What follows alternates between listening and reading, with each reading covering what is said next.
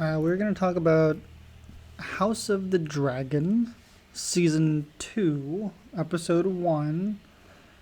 It aired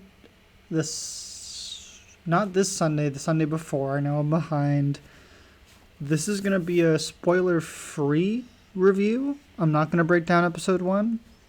After that, I am going to break down, when we do Episode 2, I'll do a breakdown that'll be spoiler-filled, and so on. But the first episode, I just want to do a quick kind of review for House of the Dragon, basically, and how I feel about it. But first off, I should start with I'm a Game of Thrones fan. I don't think I'm as big of a fan as most people are, or as some people can be. And I don't know why this thing keeps doing this, but sorry. But I was kind of neutral about the ending of Game of Thrones. Overall, I did really enjoy the entirety of Game of Thrones, and I kind of want to go back and watch it again.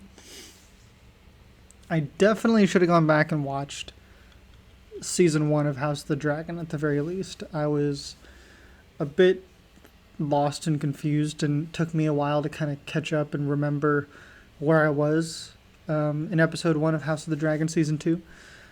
I had to ask my partner a lot of the questions because she knows all the lore, and she's been reading all the books and stuff, so she was really great to have her right there to ask all those questions.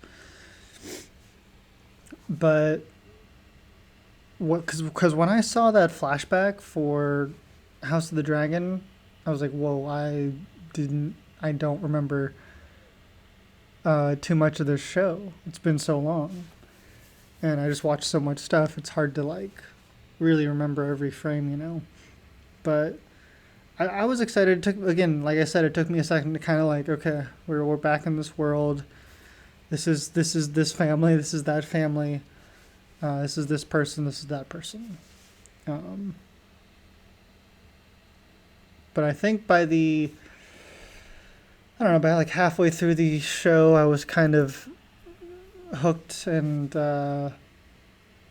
those writers, those directors, that whole team at Game of Thrones and House of the Dragon are really good at creating drama with their action and their what could kind of appear to be a boring scene. I feel like they do a really good job at making it cinematic and dramatic.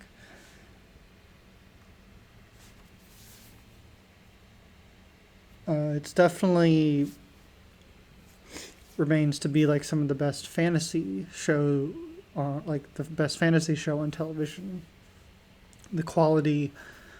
One of my favorite things about Game of Thrones and House of the Dragon that they continue to do is they don't doll up their actors to look too fresh and pretty, and they do feel like these dirty, medieval, olden age characters that wouldn't be able to shower every day, or don't have access to makeup and lipstick and getting their hair done, or dirt under their fingernails and stuff like that. All those little details really does add to the world and the escapism of the fantasy that is Game of Thrones and House of the Dragon, aka Westeros.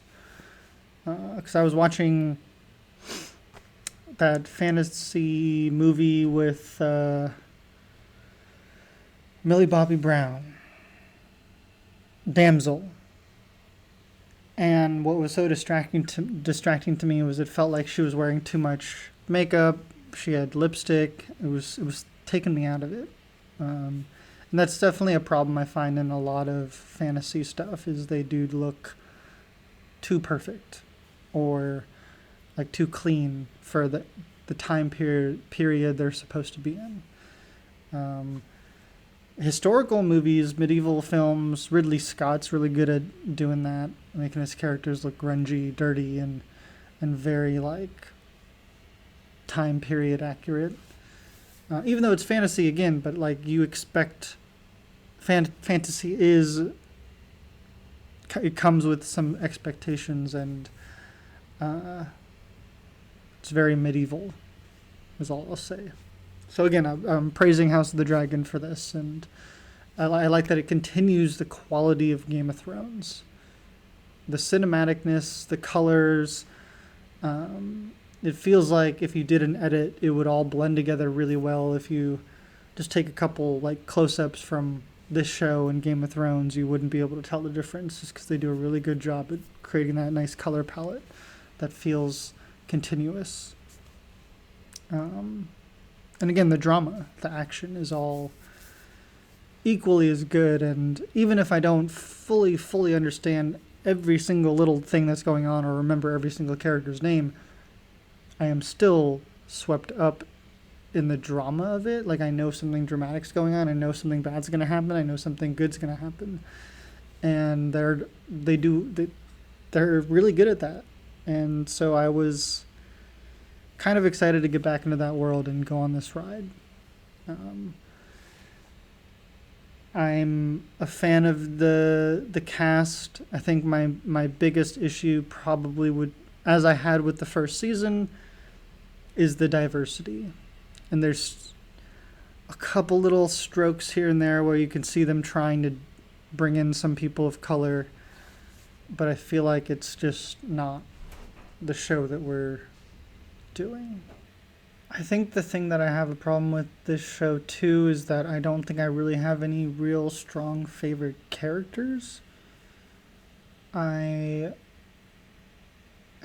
kind of don't trust any of them. I'm still like kind of getting re-familiar with all these people again. So again, episode 1 was just kind of a bit of work for me, just trying to catch up and remember all these people and what was going on. Do I think it's as good as Game of Thrones? No, but I think it has the potential to be. I think with a few more seasons, it could definitely get there. And it certainly has more dragons off the bat than Game of Thrones, as you would hope, because it's called House of the Dragon. And it's exciting. It's nice to have another dramatic fantasy thing on TV to have every week.